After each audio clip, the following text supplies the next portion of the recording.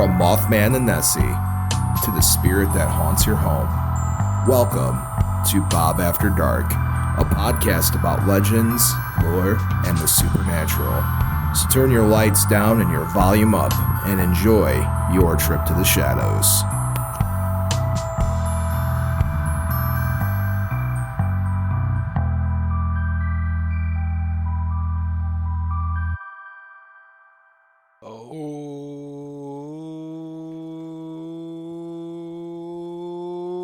Hey there, children of the night, and welcome to Bob After Dark, the show that takes you into the shadows and goes and says hello, everything that goes bumping at night.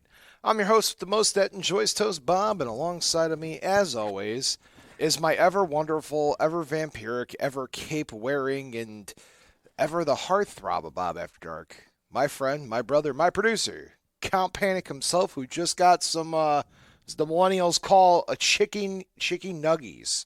Good evening, Bob. Good evening, Count. You gotta get it's one fluid hand motion. Wait, do it again, Bob. It's one hand motion. Okay, hold on. Come to me. Good evening, Come Bob. to me. Good evening, Bob. Come on, now you just look like you're trying to tell a cat to get away from you. But yes, you chicken nuggies, I believe they call I think they call them that these days. You got the chicky nuggy meal, courtesy of yours truly. Well, people are probably wondering, well, geez, why the heck is Bob feeding Count Panic some chicken nuggets? Well, one, you don't eat McDonald's, but you were on a mission to a bunch of McDonald's here today. I don't eat meat. No, I do not eat meat. Vegetarian. I'm a vegetarian. I've been a vegetarian my entire life, actually. I'm allergic to meat, as folks may or may not know, so I don't eat meat. But you had to. I mean, you had to go on a trip. I didn't have to eat meat, but I had to find these to find things. If you guys are watching on Jed TV, you might see these plastic pails. I'll get a close-up shot of these pails, too. I don't get it. And I'm going to explain why, right? I was not alive when these pails were a thing. When were these a thing? Probably right before you, because you're a little older than me. I'm 90. You're 9,900 or something? 9,900. 9,900, something like that. I am right, I think, after this. So because I don't remember this. I was born probably right after the hype of these. I don't remember them at all. But there are certain people in life who like these things in my life, specifically the Queen of the Night. And I heard they were available, and I'm like, well, how hard could they be, man? I'll just go buy 3 buckets. Yeah. Because there's 3, right? You got this orange pumpkin, this green witch, and this white ghost. Yeah. They all have names. One is called the McPumpkin. The big pumpkin. Pumpkin, yeah. And then there's the McGoblin, which is the green one, and then the McBoo, which is the white one. Wait, the green one's a goblin? I thought it was a witch. It looks like the classic witch, but they call it the goblin, which is fine. Whatever they want to call it, they're going to call it. Oh, okay. McWitch would be what do I say? I digress. Anyway, so these things are available, right? And I think every child that was, like an adult that was a child in the 80s, like, rejoiced over these things. Now, with that being said, I don't remember them. Queen of the Night wanted them. I decided to get up today at 10 o'clock in the morning and hit a couple McDonald's to get them. And I was able to find the green one right off the bat. And apparently the green one was really hard to find. Everybody around the country got the white one. I eventually found the white one. I went to, actually it's an embarrassing number of McDonald's I went to today, all ranging over the region in northwest Indiana. A very embarrassing amount of, but I got word from that I heard the orange one was at the one down the street from the studio. Okay. I got here, you weren't here, so I said, you know what, I'll try one more. I went down there, and guess what? They had like 10 of these things left. So now I have a pumpkin one as well. Well, I saw people on social media, they were going crazy over these I don't get it, here, Bob. Don't get it. It was not for me, but I'm telling you, I guess I don't know if this is how Thanos feels. Yeah. But anyway. But here's the thing, though. The pumpkin one was the hardest one for people to come by today, and it was the last McDonald's you had a shot at, and you got it done, Bob. I'm proud of you there. Yes. But, I remember when I was a kid, I don't remember those pails, but I remember when they gave away the McNugget the toys. McNuggets with the costumes. Yes, those were – if they bring those back, Bob. I would not – I was just talking to Jacob Bartlett from Indianapolis right before we got in today, and I was telling when I was on my way to get the orange one – I was like, I don't have any nostalgia for these things. No. I don't. I have zero attachment to these pails. If it wasn't for the Queen of the Night, I would not care at all. Getting those pails. But But I did them, tracked them down. I have all 3 now. And they will go to the right person who will be very ecstatic for them. Not me, not my thing. But if the nostalgic toy I remember was the chicken nugget. Yeah, with the costumes. The costumes, yes. The costumes. I have a vague memory of putting one in like a vampire costume. Yeah, there was that. There's a whole bunch of them there. But the thing with these pails, for people out there that are confused, the pail is a toy. There's no toy inside the pail. The pail is essentially your toy. The pail is the toy. Yeah, so I know people were asking online, well, geez, they forgot to give me a toy. No, you got stickers and a pail. Yeah. Now, have fun with that. Now, real quick, before I continue with this, I'm sure for all the new fans that are listening, they're like, why are they talking about McDonald's? This is a big thing. Well, I'll tell you why, because we're your weekly-ish paranormal podcast where we talk about legends, lore, and supernatural, things that go bump in the night, lights in the sky, weird cryptid stories, and, of course, Count Panic's favorite Halloween special on TV growing up as a kid. Oh, man. It's hard to beat Charlie Brown Halloween. The Great Pumpkin. The Brown. Great Pumpkin. Yeah, that's my mom's favorite. Yeah. There's a couple that really stand out to me. One of which that will always be there. There's 2.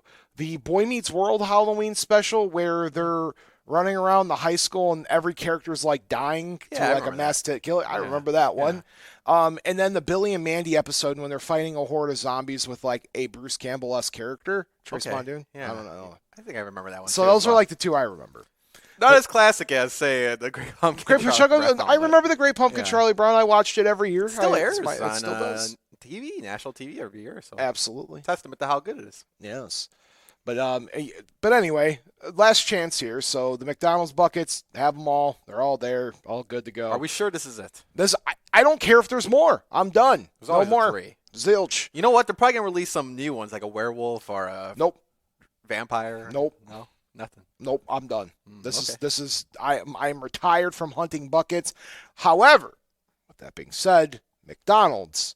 If you are listening to this podcast and instead of sending me a cease and desist, hear me out. Sponsorship. Count Panic will eat all the meat you guys got. I will not eat meat. I'll eat some fries. Like I'll have a Coke.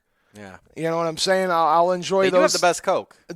Coca-Cola. Yes, that's what you got as well. I gave you Coke. Thank you. I prefer Coke over Pepsi, but that's just me. Pepsi, if you're listening, I'll take the sponsorship too. Yeah. And I'll gladly change my ways. But McDonald's, I know what you're thinking. You're like, man, we could really use to sponsor Paranormal Podcast, and I'll be right there to be like, yeah, absolutely, Paranormal. I'm your guy. They should have a Bob After Dark Happy Meal.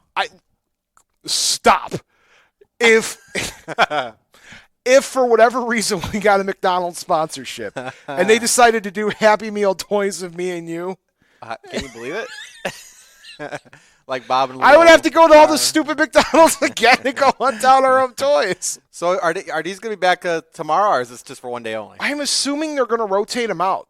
And I'll drop the subject after this, right? Yeah, of course. So apparently, according to the last manager I spoke to, and if you're listening from the Highland Meyer store, shout out to you. Thank you, guys. You made my day. All right, so check it. White ghost bucket was supposed to come first, right? Okay. Oh, okay. Once they run out of the white pumpkin ghost, they move on to the green witch bucket, right? Yep. Once the green witch bucket goes, then they move on to the orange pumpkin. Interesting. Now, I actually started and got the green one, then the white one, and then the orange one. Now I'm done. No more. No, I don't. No more. We got a call as well, but I got to ask a question. We got a call too here as well. I got to ask a question. You think when people are asking, like say they ordered 3 of them, they couldn't give them the third one even though it was in the back because they had to wait till to rotate out the thing. That's amazing, Bob. Yeah, that's amazing. All right, you take a call live. We got a call. We're going to take it live. Here we go. You're on the air, listener. I can't believe this. I am actually on the phone with you, and I'm listening to you complaining about McDonald's. Wow. Thanks, mysterious listener. I'm not going to call you out because... mysterious listener. Yeah, okay. Now, wait a minute. because I'm listening to... You're going to hear your voice. And I'm yes. late. Okay, listen. Yes, mysterious listener that I don't know. Yeah, don't even say my name. I won't. Count Panic, this is actually for you, okay? Sure. You are to ask Bob After Dark about his first encounter with a pumpkin. Oh. Now, the second year actually has to do with the episode of The Great Pumpkin. I will right, share now, that story. I'm gonna hang up, I'll share that story. And I want to hear Bob. Okay. No, he has to tell I'll share that everybody. story later. I'm going to make. Don't worry. He's going to do it tonight. No. He has to go through it now with the massacre. All right, thank you. We appreciate it. We're gonna Thanks do for it. calling in. Thank you. Bob, I got to know the about mysterious the story listener. Mysterious listener. Oh, goodness, we need to get to the show. I know we do, but we got time, Bob. Okay, I know the we night have time. is young. Yeah, but we have new listeners who are like, "Can you get to the spooky We're going to stuff?" get to the show. But the Great All Pumpkin. right, so I will tell you this very quickly. Yeah, I want to hear it. Once upon a time, Yeah. I was given my first pumpkin to carve. Uh-huh. And my mother gave me a potato peeler to carve my pumpkin. Okay. I was maybe 2 or 3. Wow. Let's just say little Bobby Anderson did not care for the smell of the pumpkin and Wow. got a little ill. Got a in little the pumpkin. ill? Wow. Getting ill from pumpkins to getting ill from other things. I mean, you. Yes. But the pumpkin was your first experience with pumpkin. Not a good experience. Not a good experience, no. But it's amazing you went down a road of loving spooky things because pumpkins are clearly spooky things. All right. How are you feeling now with it? Oh, pumpkins? Yeah, you can It's smell 'em. super easy. Fine, no problem. Pumpkin spice and all that. I love, yes, pumpkins are Okay, great. cool. All right. Yeah. So before we move on to the show, you and I were at something this weekend. Our weekend kind of combined together. We cannot talk about a lot of it. Well, But Count Panic and I's weekend update, actually, for the first time in a while, our weekend update crosses paths. we overlapped there, yeah. Yeah, what did we do this weekend, Count? Bob, you and I went to the Vampire Ball. We did go to the Vampire Ball. Bim Chicago. Bam Boom Productions Yeah. invited us out to the Vampire Ball. And we had a great time at the Vampire. We had a blast. And again, Bob, but we can't say too much, but fantastic time out there. The folks did a great job. There was a great contest, a costume contest. Yes. They chose a vampire queen. Yes. And we were a part of it all. And boy, oh boy, everybody was dressed up like fantastic looking gothic vampires and dressed and you nice. showed up. Would you like to tell the audience what you wore to the Vampire Ball? Here's what I wore to the Vampire Ball. I was the Midwestern vampire. You were certainly the Midwestern. I was wearing my traditional Count Panic cape. Of course, I'm Count Panic after all. Wearing the cape. I did have a cheap. Well, I've got my regular fangs, but I take those on a special occasion. But I had a cheap pair of plastic fangs just in case I needed them. But other than that, I was basically dressed the way I am right now, wearing a hoodie and some jeans right there. And a Bob After Dark t-shirt. And a Bob After Dark t-shirt. And keep in mind, his hoodie was red. Like blood. And he had like jeans, ripped black jeans, and some sneakers. Yeah. You know, I'm dressed a little nicer. It's the Vampire Ball, and it was an interesting experience. We can't share a lot that went on because it's a family-friendly show. We will say that it was hosted at the Rock Bottom Brewery, which was a good time. There was some good craft beer going on. We could say there was a burlesque show. Yeah, there was. We'll say that much. We were entertained by a burlesque show and a harp player. A harp player, yeah. That's where we ended. That was fantastic. The aesthetic was nice. Chris Biddle, the host, he did a really good job. We look forward to going back next year and maybe getting involved a little bit more, but we had a blast. It was a really good time. Yeah, and again, I felt I was wearing the traditional vampire cape when other people went to next level. Oh, you were the most traditional looking vampire. I feel like I was the at most the ball. traditional looking vampire. Absolutely. Yeah. That was a fun time, though. Absolutely. And then, good weekend. So that was your weekend? That was my weekend. Would you like to know how I spent my weekend after the Vampire Ball? I can only imagine. Ill. I got violently ill off of some hummus. Yeah, you know what? Because you were having a great time, of course, there Saturday, but you noticed you were a little. I was feeling a little stomach. off. Yeah, I realized I was probably allergic to the hummus I was eating, and I didn't realize I was allergic to that particular hummus. Being a vegetarian, hummus is like one of the 5 food groups that you eat a lot of, that you're supposed to eat a lot of, because there's a lot of nutrients packed into the dip, and if made well, it tastes really good. Yeah. This particular batch tasted really well, but there had to have been something in it that got me ill. I only had one drink that night. I woke up the next day and I was feeling really sick. So that was I'm just now bouncing back today. Yeah, you made it, Bob. Well, I'm glad you're okay because, again, I left a little before you, and I didn't know if you were going to make it. But the hummus, you defeated the pumpkin smell, you defeated the hummus. So, yeah. You made it. All right. So that's our weekend updates. That's the weekend update. If this is your first time ever watching or listening to Bob After Dark, we usually split the show up into a couple different segments. We talk about the weird, spooky news of the week, where you, the fans, submit articles to me to talk about. That could be anywhere from like cryptids being sighted or ghosts making it in the major media news outlets, or just high strangeness, or even science that's starting to like advance and borderlining on science fiction. But tonight, I have a very special thing to do for you before we get to that part. Mm-hmm. And then at the end of the show, we have our meat and potatoes, or just for me, the potatoes, and for you, the meat, where we talk about the lore of the week, which is where we talk about something a little spooky. In this month, we have everything themed to places that you can perform. Okay. Yeah. So we've been talking about we talked about the one of the concert venue halls in Milwaukee. I remember that. Yeah. Yep, and then we talked about the last week we talked about, help me out here, the Comedy Store, the Comedy Club. Yep. And now this week we're going to be talking a little bit about a specific theater in New York City, but we won't get to that just yet. So when the fans submit stories that they want to share, we usually share a ghost story or something that happened to them personally that might have really got to them and they wanted to share their story. I have an encounter personally that I want to share with the fans, because I have not told anybody except like my friends list, like my personal private Facebook, and that was just me typing it to get it out of my brain. Okay. I need to share this experience with you because it traumatized me for a good few hours, to the point where like it was rough. All right. Yeah. Okay. So hear me out. And remember, folks, this is what I do for my living. I am a professional paranormal investigator. I am a researcher. I do this podcast. I deal in high strangeness all the time, 24/7. What you do? And I have a certain level of skepticism that goes into what I do, right? Yep. I'm prefacing that by getting to the story here. Whenever I deal with a story, I have to consider what it could be versus what it could be based in reality versus what it could be paranormally. Does that make sense?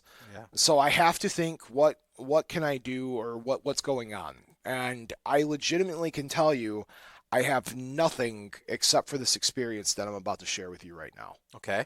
And I've never had a more terrifying experience in my entire life. This was the scariest I've ever been. All right. So not yesterday, the morning before last. It was like 5 o'clock in the morning, 4:35. I woke up, and I was alone in bed. And I get up, I get myself calmed back down. I get back to sleep and, wash your face off. Just kind of, you wake up that early and you lay in bed and you get that weird first jolt of energy. I'm trying to put that away so I can go back to sleep. And I'm laying in bed, and I'm doom scrolling through TikTok, and eventually I get to a point where I'm like, oh, okay, I can fall back asleep. In my dream, there was this greyhound dog that got loose from its owner, and the greyhound dog came up to me, and I was able to catch it for the woman, and she was able to approach me. While she was approaching me, at that moment, my brain separated from normal dream to lucid dream, right? You know what I mean by lucid dreaming? It's the concept that you're aware that you're dreaming, so you're able to kind of control the environment around you, or you're able to interact in a way that's whatever you want it to be, right? Yeah. My brain separated to lucid dreaming mode, and I don't lucid dream often. I don't like to do it. It's a little too intense sometimes when you do what I do. You hear a lot of stories about a lot of bad nonsense, of course, especially out there in kind of like the ether realm, if you will, or the you get what I'm saying, the dreamscape. There's a lot of nasty things that could lie out there in like the void, or whatever, and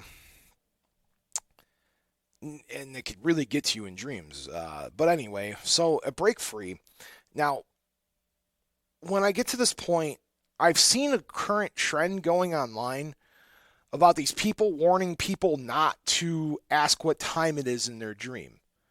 And I don't buy into that stuff very often, because a lot of it is just like, very silly, nonsensical things. It's like when you play yeah. Bloody Mary, right? And it's like borderline creepypasta, ritual pasta stuff. And some of these people's responses were absolutely wild. They're like, don't ask what time it is in your dream. I had a creature come to me and wake me up and put me back to sleep and wake me up and put me back to sleep. Or, I was in a village with a bunch of townspeople and this entity appeared and threw a lightning bolt at me and I felt shocked in my sleep. And I mean, I've heard different ones of these. And this was my first opportunity since I heard this thing going around that I was lucid dreaming. And I said, you know what? I'm going to dive in and I'm going to try this. I'm lucid dreaming. I know what I'm doing. So the woman approaches me after I catch her dog. And she says to me, honey, thank you for catching my dog, whatever it might have been. What could I do? Can I do something for you? And I look at her and I said, no, ma'am, you could just tell me what time it is. And I kid you not, I finished the sentence. And at this point, pardon my language, but all hell breaks loose in my dream. The woman's jaw becomes like unhinged to the size of a watermelon.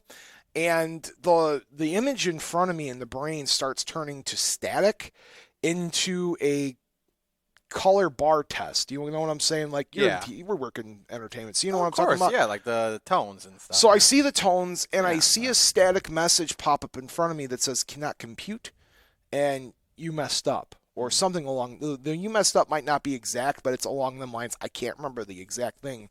And over the next however long I was asleep, my dreams became very strange very fast, and I could explain why. I had like that exact moment of like pure dread. Okay. Like that happened.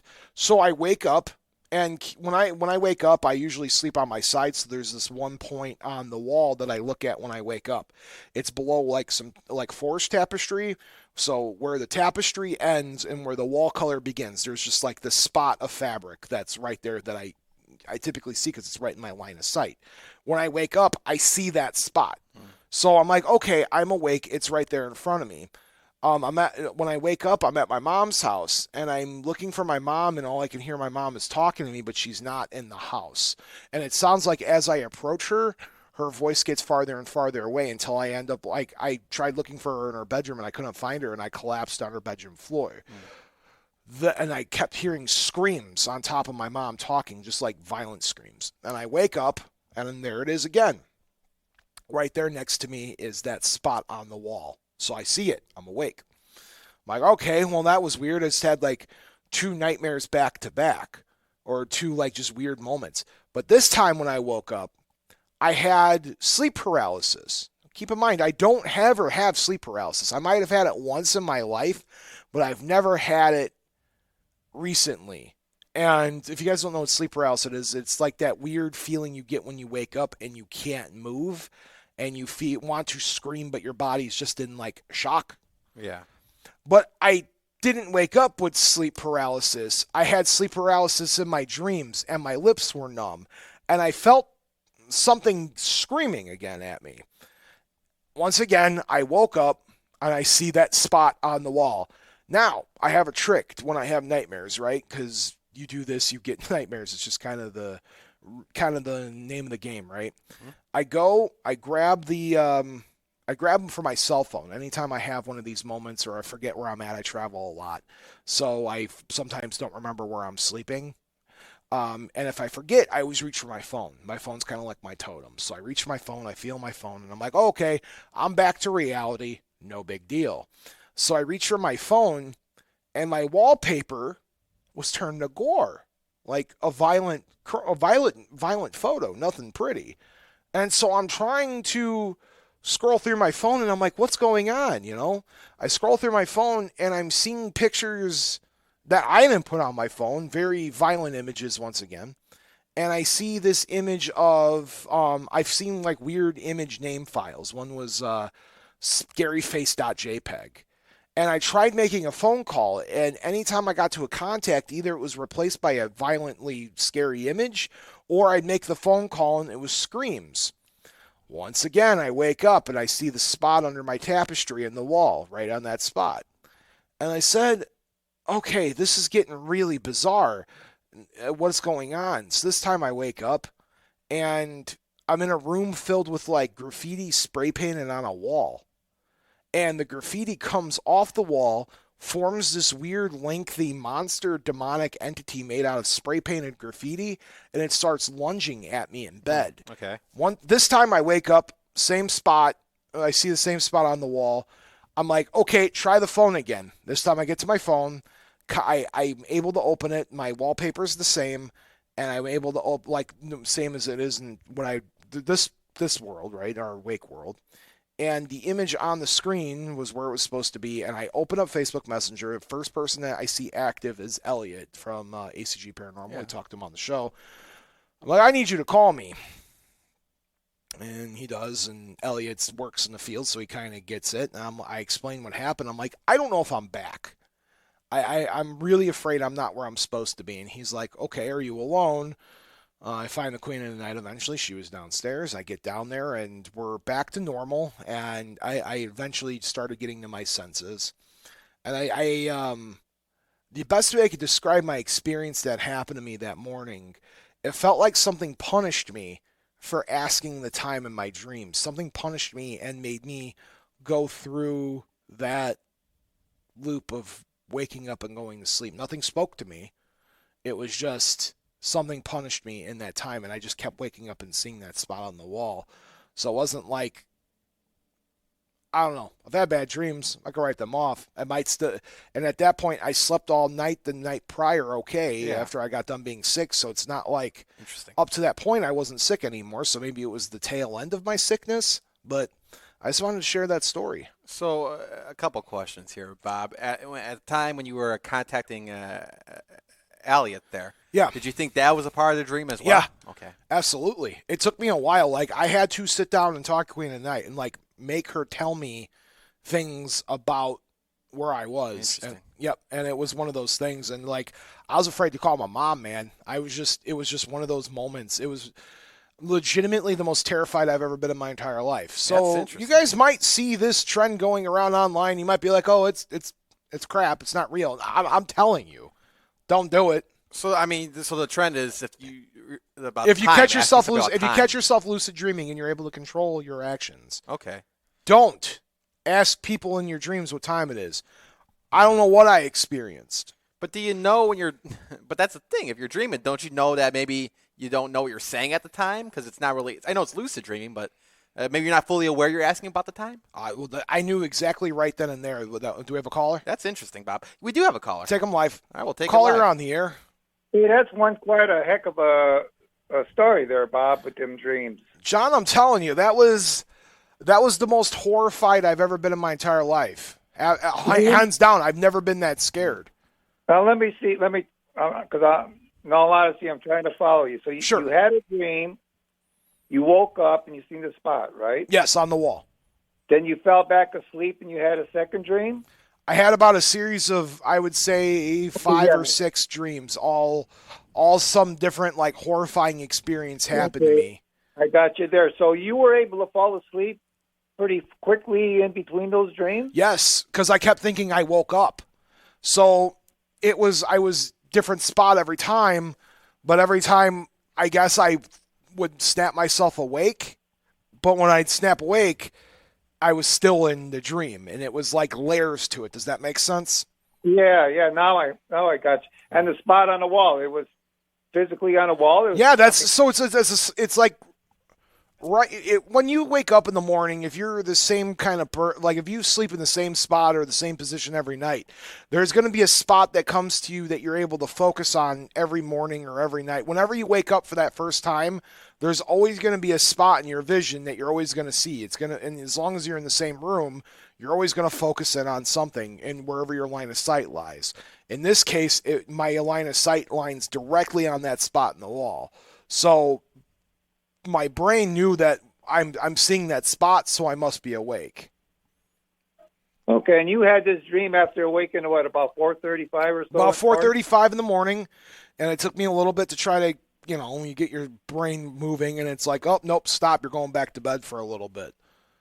Because you know what? I don't have many dreams, but I have a beagle that, since I had him, he gets up like clockwork, maybe 4:30, 5:30 in the morning. 6 o'clock would be late for him to get up. So he eats, I feed him, he eats, and then he goes outside, he does his thing, and then we come back in, and of course I'm retired, so, I go back to bed, and he's in the bed with me. But it seems like the most dreams I have is in that period, like you were referred to, you got up early. I don't dream when I go to sleep at night, but when I go, depending on what time we go back on the bed, either, when he gets back in the house, that maybe hour or 2 hours before I wake up, that's when I have my most dreams. I don't know what, if that makes any sense and see what you said, but I'm just saying for myself, and I'm not having any dreaming like you have, but I don't dream during the night except that short period of time when maybe, I fall asleep. That's when I have my most dreams in that hour or 2 hour sleep. If you follow me there. Oh, absolutely. There's things to it. There's layers. I'm not in the dreams. I don't know. The reason I'm saying that is because you said at 4:35, and I'm saying something similar, but not as what you experienced. I'm just saying I have dreams in that short period of time rather than the time I go to sleep. Sure. At night until I wake up. I don't know if that has anything to do. There's patterns to sleep. I'm no expert on it, but I know when you initially go to bed, the point from when your body shuts down and goes to sleep to the point when you start dreaming, it's actually a long period of time. You typically only dream a certain percentage of your night. It's not the full time. Like a second you conk out, you're dreaming. It actually takes a little bit to hit like that REM cycle or whatever. So maybe your body's just, dog wakes you up, you do the thing with the dog, and then you go back to bed. That's probably where your cycle's at. That's probably where your brain's like, oh, okay, it's okay, I could dream now. Yeah. So did you try to figure out what happened to you with I'll be honest with you. There's not anything in this world I'm afraid to research. I am afraid to research that. I'm afraid to see what other people experience during that. I talked to a couple people, and some people believe it's like my brain just my brain trying to protect me from realizing I'm in a dream. I don't know. It's really weird. Glitch in the Matrix maybe, but I appreciate you calling in, John.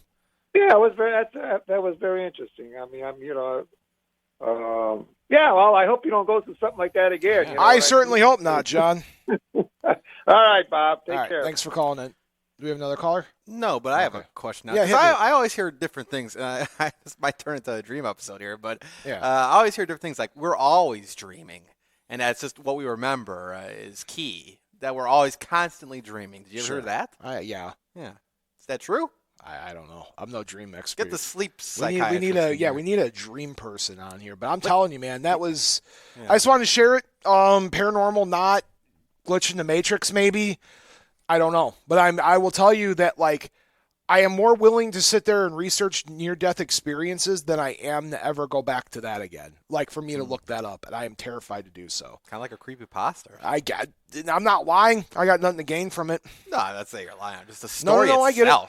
Yes. It has the definition to be something on the lines of a creepypasta there, Bob. But I'm glad you made it through. Yeah, absolutely. Thank you. It was terrifying. So, and one last point on this. Yep. If you didn't have your phone and Elliot wasn't there, what would have been the next step, you think? Keep trying, eventually stand up. How do you get out of it? I don't know. I'd panic. I don't want to think about that. All right, Bob. I legitimately don't want to even think about if I couldn't find my phone, what I would have done. Yeah, that's the thing, too. I eventually gotten up. Maybe a cat would have gotten in something. Yeah, tough. All right, you ready to jump into some spooky news other than my encounter that I wanted to share? I don't think you could top the spooky news. I actually can, because I got something just for you. Okay. Written by our pal, old Tim Banal at Coast to Coast AM. Yeah. Guess who had their 6th sighting of 2022 recorded? Who? Your girl. Nessie? Wow. Yeah. A mother and daughter visiting Loch Ness spotted a strange anomaly out of the water that has been credited as this year's 6th official sighting of the site's legendary monster. The case reportedly occurred last Tuesday afternoon as an unnamed duo from the eastern part of Scotland or walking around the bank of the country's iconic site. Their trip turned truly unforgettable when the pair saw a long beak in the water which was otherwise still and calm, approximately 600 feet from shore. Puzzled by the curious disturbance, the pair were all the more mystified by the black lump that emerged from the spot on the lock and then submerged after about 30 seconds.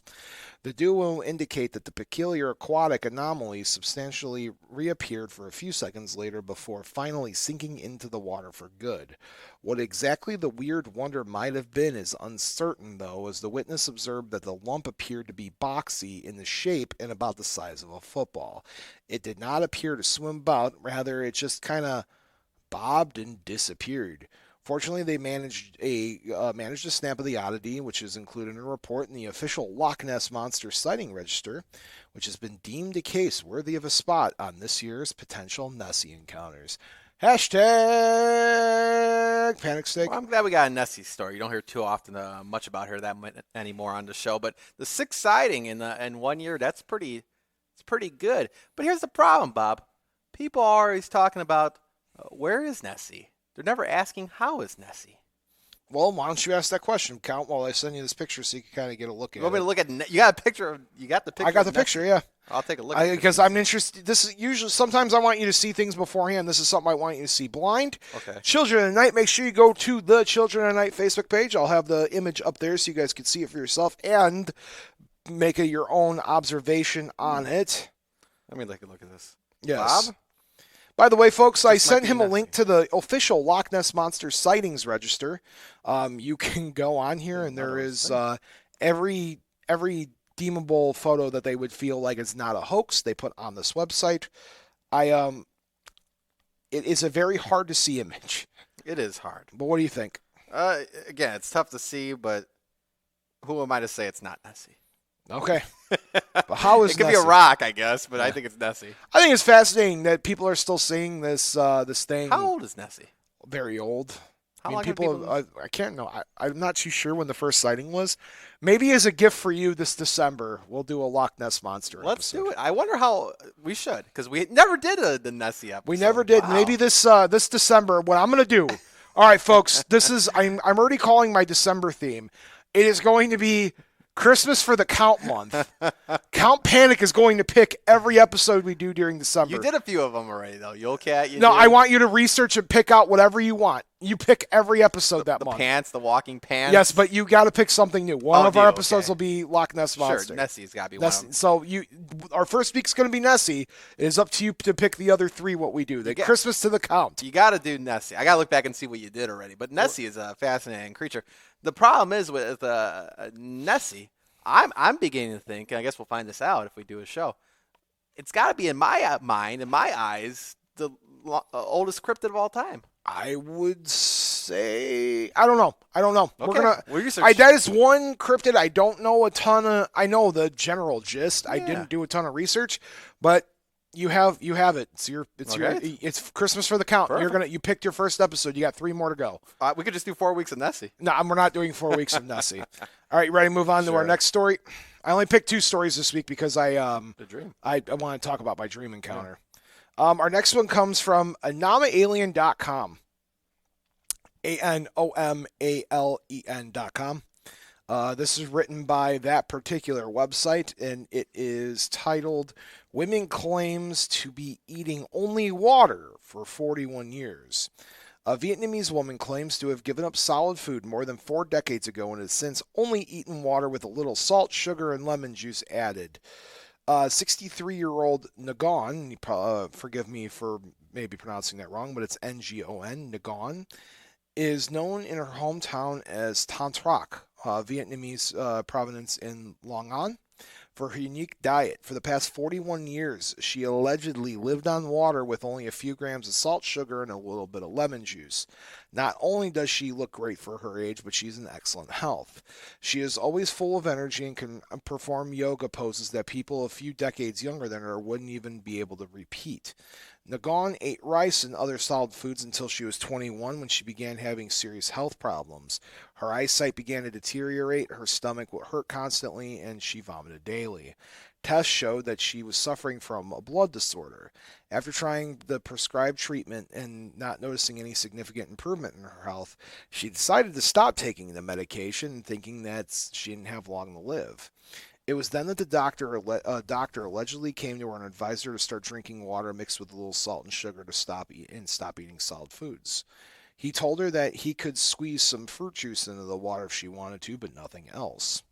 The mysterious man told her following this diet would save her eyesight and potentially cure her blood disease, but insisted she never reveal his name to anyone because the method would be completely unscientific and people would criticize him for it. The woman kept her promise, and even after her benefactor passed away, no one, not even her family, knows his name, and no one will ever will. The only thing she can say is that this advice worked, and she is living proof of it. Nagog recalled that when she began to eat exclusively water 41 years ago, her family was strongly against it, accusing her of wanting to starve herself to death.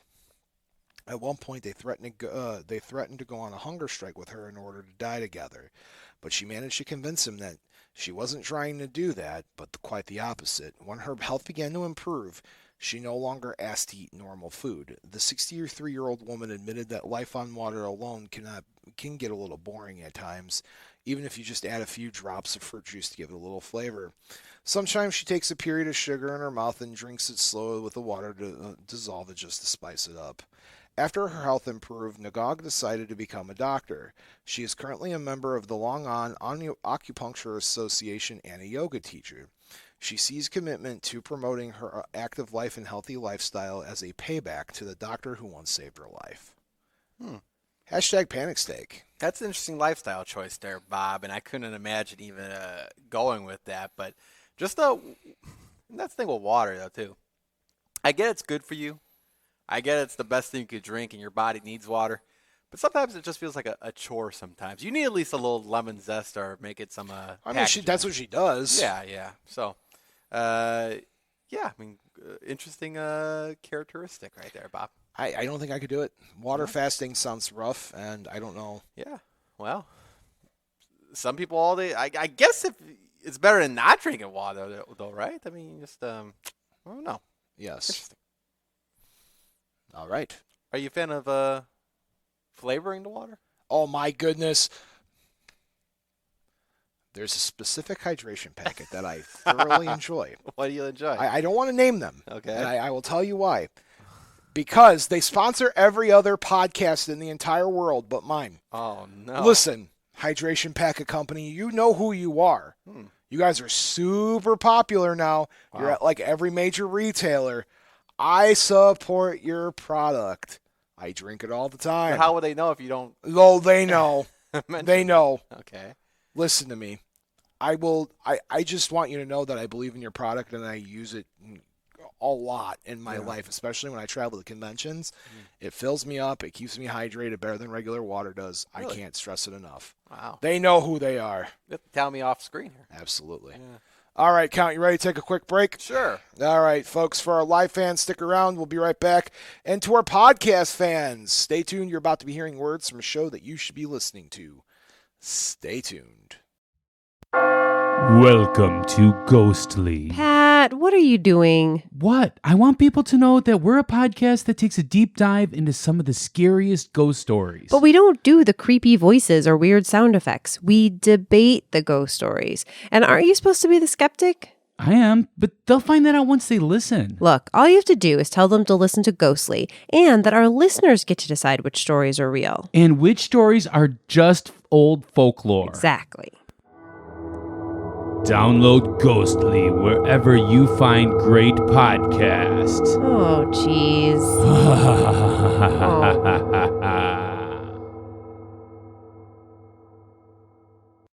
And we're back. Oh, hey there, Count Panic. Oh, hey, Bob.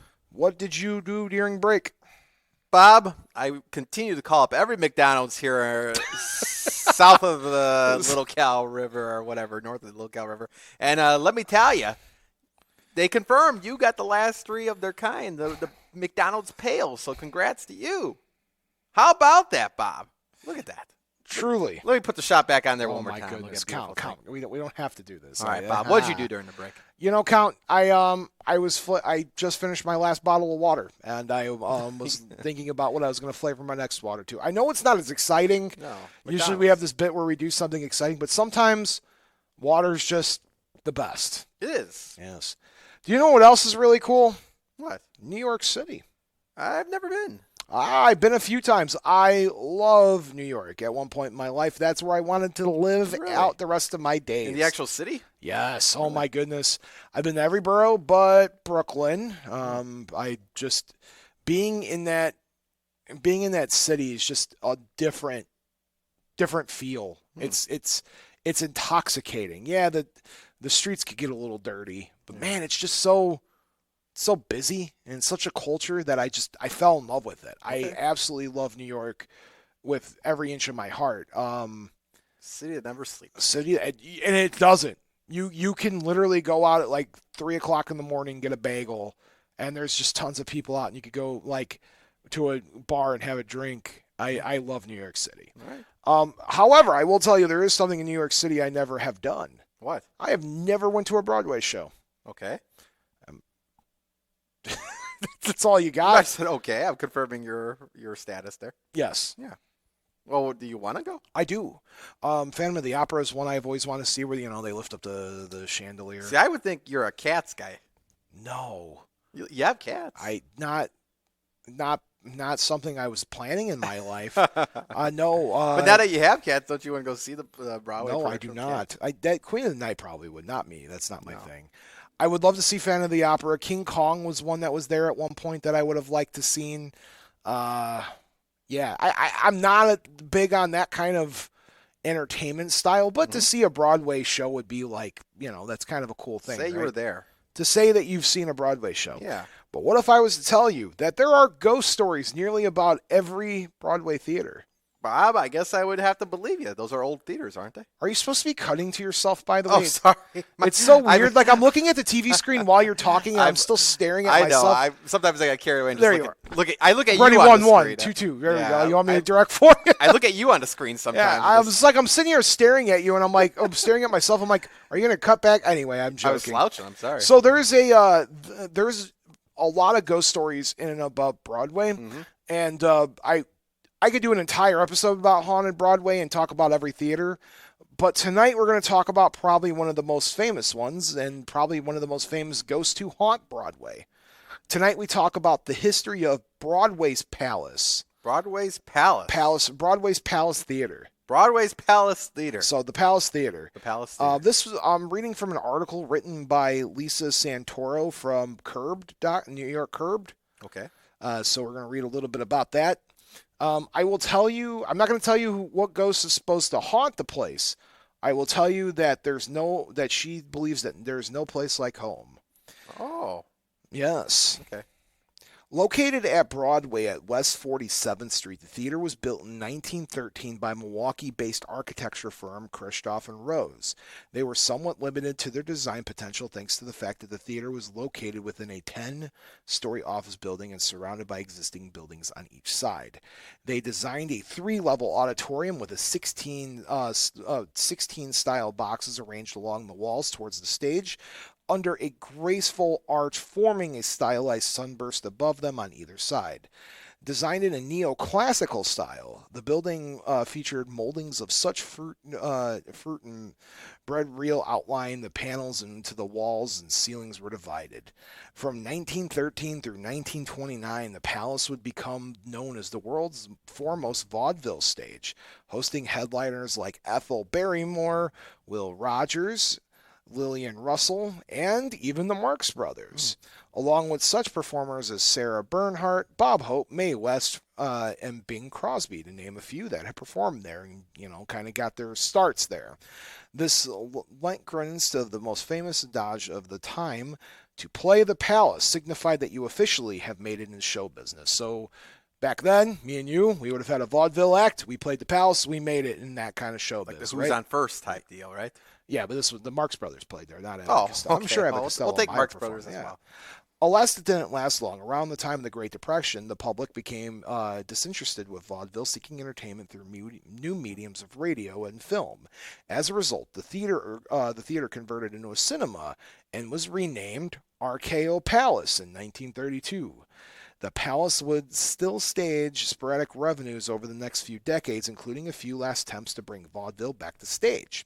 It attracted such stars during this time as Frank Sinatra, Danny Kaye, Harry Belafonte, and Judy Garland.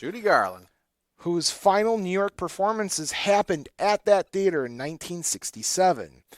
Although it had disappeared from the Palace stage, a certain vaudeville presence was reportedly still felt in decades to come. According to Playbill, more than 100 ghosts are said to haunt the Palace. Over 100! Including a white-gowned cellist who plays in the pit and who last appeared to Andrea McArdle while she was doing Beauty and the Beast there. A sad little girl who looks down from the balcony. A man in a brown suit who quickly walks past open office doors and lights up the hallway at night, and a boy who rolls toy trucks on the landing behind the mezzanine. It is also said that Judy Garland herself haunts the theater, and her presence is felt near a door that was built especially for her at the rear end of the orchestra. However, not all the ghost is seemingly benign. According to various sources, there is a ghost of an acrobat and a tightrope walker named Louis Borsalino, and Louis is said to haunt the Palace. Different versions of the story suggested that he fell to his death during a performance. Stagehands have claimed that when the theater is empty, his ghost can be seen and swinging from the rafters. And sometimes the spirit will let out a blood-curdling scream and then reenact his nosedive. Other sources have seen him walk the tightrope from house left box to the mezzanine. From 1935 seems to dispute this fact, reporting that there was an accident involving this person at the Palace. However, he was only listed as badly hurt, not to succumb to fatal injury, according to a New York Times article. So, such as some ghost stories, they'll say that somebody died there when sometimes they didn't, but apparently in this case he didn't die, according to the New York Times, but apparently his ghost still haunts the place. What? How's that possible? We'll get there. Okay. In 1965, the Nederlander organization purchased the Palace from RKO Theaters and reopened it as a playhouse where shows like La Cage aux Folles and Sweet Charity premiered. During the 1980s, a towering hotel was built on top of the theater. It is now a double-tree suites. Currently, the theater's facade is all entirely covered by billboards with only the marquee visible. In 2015, the Nederlander organization, partnering with the Mayfield Development, announced plans to renovate the theater to the tune of $2 billion. It's a lot of money to invest in a theater. And when was this? This was in 2015, so pre-pandemic. So yep. The revenue will open with a new facade, lobby, and marquee along West 47th Street, as well as dressing rooms and other amenities for patrons. The project, which is expected to take at least 30 months, will not commence until the show running at the Palace in American Paris and closes its doors. Despite all of its outward changes, the theater has endured and will continue to endure in the face of the new renovation plans. The interior, believe it or not, is kind of pretty much relatively the same, and it's because it's considered a New York City interior landmark. So it's a historical landmark. You can't do too much to the interior, and to exterior, I guess you can renovate as long as you don't mess around with the inside too much. And maybe that's why you believe that you can see the vaudeville spirits that are still hanging around there, because, it still kind of has that vibe to it. And although the ghosts of the Palace Theater are well documented, they are not the only ghosts inhabiting the historic theaters of Times Square. There's been sightings at the Belasco Theater, the New Victory Theater, and the New Amsterdam Theater. So next time you're out in New York City trying to get some deals on some Broadway, maybe you pay attention for some ghostly apparitions. I find it very fascinating that Judy Garland is the ghost that's said to haunt this particular theater. She kind of had a very tragic life leading up to her demise, so it's very interesting that where her spirit says to lie is at this theater. It's also interesting that people pick out of all of the ghosts that could be haunting this place. It's said that the ghost of this trapeze artist is the one who is haunting, but he actually didn't die there. I'm curious to hear what your input is there, Count Panic. That's the thing. And how do you really know sometimes which ghost is which? You just sense things, pick up on the mannerisms. Because if there's a ghost haunting a theater, how would I know it's Judy Garland? It could be anybody, can't it be? If you see like a full-on, full-body torso apparition, or like a full body apparition walking towards you, and it's Judy Garland, then you're like, oh, hey, that's definitely Judy Garland haunting me. Yeah, but most ghost stars seem, I don't know, it seems like most ghosts aren't that, full, you know how hard it is? Now, I can't answer this, but out of all my years of doing this and research and even in the investigation process, I could count on one hand and a half how many times I legitimately have heard in a non-bunk way that they believe they've seen a full-fledged apparition. Yeah. Obviously, you got your telltale signs when it comes to the paranormal. You have your squeaky floorboards, or you hear the disembodied voices, the cold spots. You've been on investigations before, so you get the idea. You know the skinny. It's very rare to see a full torso apparition, though. And if that's the case, and for whatever reason that people are seeing Judy Garland there, I couldn't find any research to back up if the Palace Theater allowed for a paranormal group to go in there and do some investigations. And if they did, I'm not able to find it. I think it'd be interesting to see if they were actually able to dig up anything. Well, I'm saying unless it's still you see the ruby red slippers attached to Judy Garland, I feel like it would be tough to see. But the trapeze artist, Bob, that doesn't make sense to me still, because he never really did anything in that theater, but yet he's haunting the theater. Is that possible? Can you be a ghost and haunt a place you've never even been to before? Well, he was there. He performed. But and he had a really near fatal accident, but he didn't die there. Of course, you can haunt it and not die there, man. If you leave a big enough energy footprint behind, you could pretty much haunt anywhere. And can you imagine what kind of energy you have to let out at a near fatal fall, and you see yourself falling, especially if that's something your performance has. You know what I'm saying? If you're a performer, and something like that happens, and you're having that big that much of a fear moment. Can you imagine what that would do do to you? That would leave a big footprint. Yeah, that'd be terrifying. So Judy Garland and this, what's the name of the fellow again? The trapeze artist. Yeah. That's a great question. I just closed out of the no article. problem. It's Luis Borislino, Borsalino. Well, that's sad, but hey, depending on the way people die too, I guess you could linger on anywhere. But Judy Garland, the ghost of Judy Garland, how about that? I will say it's really interesting that they said that there's 100 ghosts there. That's a very specific number, and they're saying, there's a little boy there playing with trucks. But why? Why is there? Yeah. Why is there? Isn't that the Haunted Mansion tagline? There's 99 ghosts, and you're the 100th one. And you're 100th one. Yeah, but I don't think that's their shtick here. No, it's not like the Palace. It's not like the Palace Theater. It's not like the Palace Theater advertises that there's 100 ghosts there. It's not something you could go and do. I'm sure they probably offer some sort of ghost tour or something. Maybe that's gotta be hard to pinpoint how many ghosts exactly there are. If you go in there and you had 100 different ghost sightings, I guess that had 100 different characteristics, clearly different ones. Wow. They were saying you got this guy that's walking around turning on lights in hallways and turning lights off in offices, and that's his thing. There's this sad little girl that looks down from, the banister or whatever. I guess if you count them up, but it's tough to pinpoint exactly how many ghosts you have in your location. And it's interesting when you look at, a big business, right? And you hear about these things that do that have these ghost sightings, because then you have to wonder how much of this ghost sighting is real and how much are they doing it to draw business. My assumption is that the Palace Theater probably draws enough money for themselves to act without needing a ghost story. It's just fascinating to me. Yeah, well, the thing is, too, again, I just don't understand how you pinpoint it, but that's fascinating, Bob. You got to figure, though, not just those theaters, but a lot of theaters in general seem like they're very popular for lingering spirits, and some of those theaters are so old, you can only imagine what haunts those walls there. But fascinating, Bob, fascinating. Yes, absolutely. Yeah. Count, do you have any closing words for us tonight? Bob, I'm glad you got your pails. Yes, I'm glad I have you go home pail. tonight? Oh, I'm going home. I'm going to bed, and it's good. No place like home. Oh, that's it's a callback. Callback there. But, I'm glad you found a third one. A lot of people are still searching tonight for these.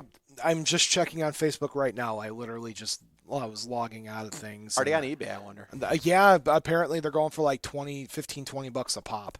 Interesting. I give it a day when people when they can't find the orange one, and people will be offering me, $100 a bucket or $300 for the set. You might be able to retire off the bucket. Yeah, $300. I could retire on that, let me tell you. Count. Yes. You know what next week is? What's next week? It's going to technically be our anniversary show. Wow. Yeah, it'll be 3 years. 3 years. 3 years in the bucket. 3 years proper. 3 years proper, because we're not counting 2020. We're not counting 2020. Because I wasn't here. I was gone for 9 months. You were. I feel, yeah. So we don't count 2020. Yeah. I held the show on by myself, and it was okay, but it didn't. It's good when I have you, and it's good when I'm in the studio. Sure. So we don't count 2020 as a year. Fine, we'll brush it aside. We so brush technically 3 years in the whole. Take it as 3 years. Yes. Is that okay. Well, and right before Halloween too. Absolutely. We probably won't have an episode on Halloween. I'll be completely honest with you. Well, it falls on a Tuesday. That would be on a Tuesday. Yeah, I don't know if I want to come into the studio on Halloween. No. Well, it wouldn't be on Halloween. Our live show would be on Halloween. No, Monday. Halloween's Monday. Is it really? Yeah. Oh, well, then we'll see you after Halloween. But next week. So next week's technically like our Halloween special. Yeah. And then we're ready to go. Thanksgiving special. Yes, Thanksgiving. Speaking of November, you ready to announce what our theming is going to be for November? Well, we're gathering up researchers here. Yes, we're going to be talking to paranormal investigators and researchers. One of which I know we have confirmed. I'm really excited for. Do you want to announce that now, or do you want to wait? Yeah, we'll talk to Don Bernanke. Yes, of course, one of my direct inspirations for doing Bob After Dark, believe it or not. Yeah, so we'll get him in November sometime. He's somewhere else right now at the moment, so I will get in contact with him. But saw him recently, and again, shout out to him. He conducted another great investigation last week with his students of Crown Point High School there in Crown Point, Indiana. John Dillinger the old sheriff's house and jail cell, the ghost of John Dillinger, who also, I believe,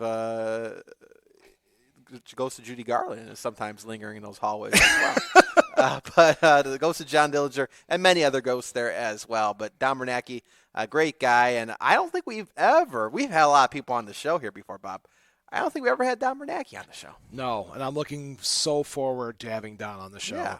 That's going to be a treat for everybody. Like we're not doing anything that episode but letting Don talk, because that's I'm just going to ask questions, because Don will take up Don could do 2 episodes by himself. Yeah. And still find things interesting to talk about. I am so looking forward to having him on the show. Yeah, it'd be great. But we're going to be talking to about 3 or 4 other paranormal groups. We're trying to get Elliot and Nat back from ACG. Yeah, they're busy on the road. But we're going to be reaching out to some paranormal investigators and doing an entire month dedicated to paranormal researchers and investigators, and just kind of celebrating that before we give Count Panic his Christmas presents, letting him picking this month. We're going to figure out what's going on. Absolutely. Yes. All right, folks. Thank you so much for watching and listening to another episode of Bob After Dark. On behalf of myself and Count Panic, we just want to wish all of you sweet dreams. To my mom, good night. Dad, wherever you are in the universe, I hope you're happy and comfortable. And to Tiff, no matter where you are in the world, I hope you have the sweetest dreams of them all. Good night, everybody. And remember, the 2 most important rules of Bob After Dark are: not all who wander are lost, and as above, so below. Until next time.